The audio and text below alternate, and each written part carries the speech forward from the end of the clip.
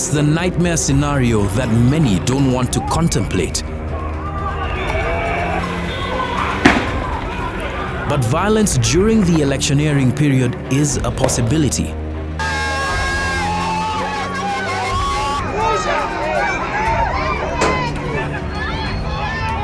The police are facing a Herculean task in keeping Kenya secure on August the 8th, the day Kenya will need its highest deployment in a single day, as well as when counting starts. So if you are expecting to have 44,000 polling stations, or 45,000, because that's how many BVR kits you have, well, then you need 90,000 police. But do we have enough police officers to secure this election?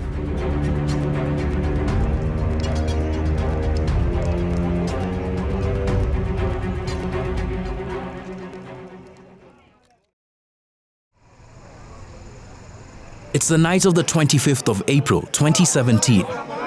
After a long day of voting, counting has begun in the Kisumu Central Parliamentary nominations.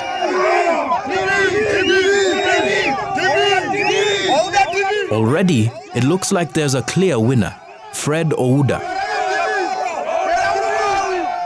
Fast forward to 12 p.m. the following day, and the joy of a few hours earlier is nowhere to be seen. The party National Election Board must know that the certificate of Kisumu Central must be given to Ouda Fred. That is the right winner.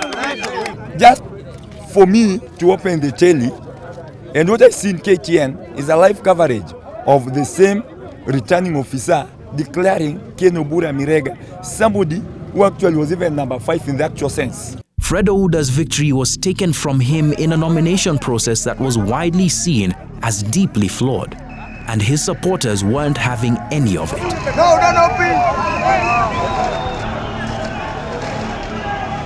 Ouda would eventually secure his nomination after petitioning the ODM Elections Board. This may have happened in Kisumu during the nominations, but violence broke out in many other parts of the country, in both Jubilee and NASA strongholds. Mostly on the day after the vote, when counting had taken place. And it could happen again after the main dance in August. After all, at both national and county level, this is a high-stakes election.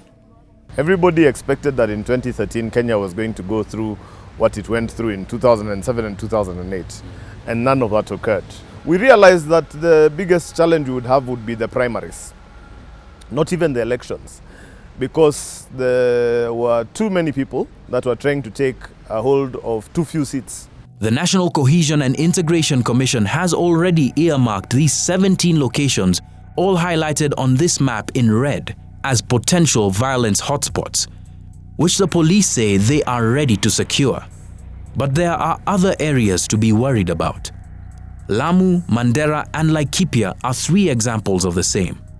For over 1 year now, Mandera has been under a dawn-to-dusk curfew as the police battle the Al-Shabaab. And the past few weeks have been testing times for the officers.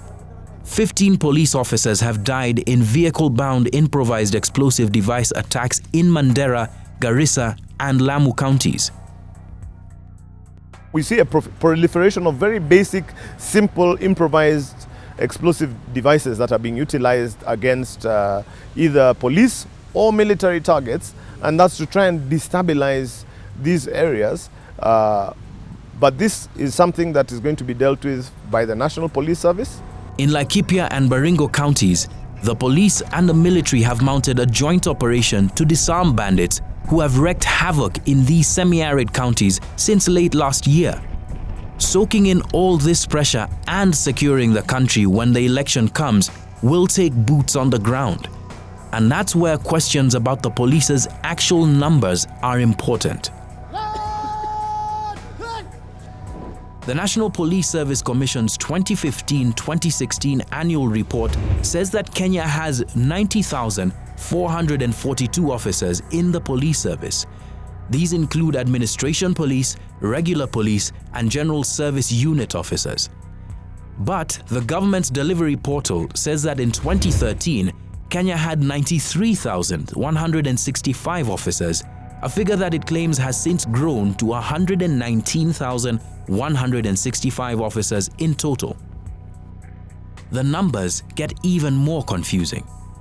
In a speech delivered in February this year, President Kenyatta said that Kenya has 98,732 officers. The figures vary, but they make sense on election day in relation to one other number. This assumes that every single police officer can be deployed on election day. There is a notion somehow that whatever numbers are on, personnel numbers are on the books, everyone can be deployed at any one moment. But our books are not up to date as far as how many cops are on leave, are retired, are sick, are dead. We have more than enough police officers to secure the general elections, but more importantly, under the IG's office, he has access from a security perspective to not only the National Police Service, which comprises of Administration Police, which comprises of Directorate of Criminal Investigation, but he also has access to all the officers that fall under Kenya prisons. He has also access to all the officers that fall under Kenya Wildlife Services. And he also has access, for necessary, if he needs additional legs on the ground or manpower, to the National Youth Service. We shared these contrasting figures with the police spokesman for clarification. He hadn't responded by the time we published this report. The Kenya Defence Forces Act also gives room for the deployment of the military to supplement the police force in order to restore law and order. Regarding violence related to the election, one historical trend could significantly reduce the chances of a nightmare scenario. With the exception of 2002 and 2007, every Kenyan election since 1992 has had a presidential election petition filed in court. This trend is also seen in other races. In 2013 alone, there were over 100 petitions filed in court over election results.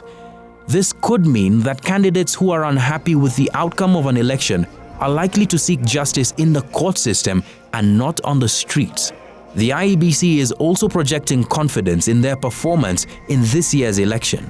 But even as the country collectively hopes for the best, do the police have the numbers to prepare for the worst?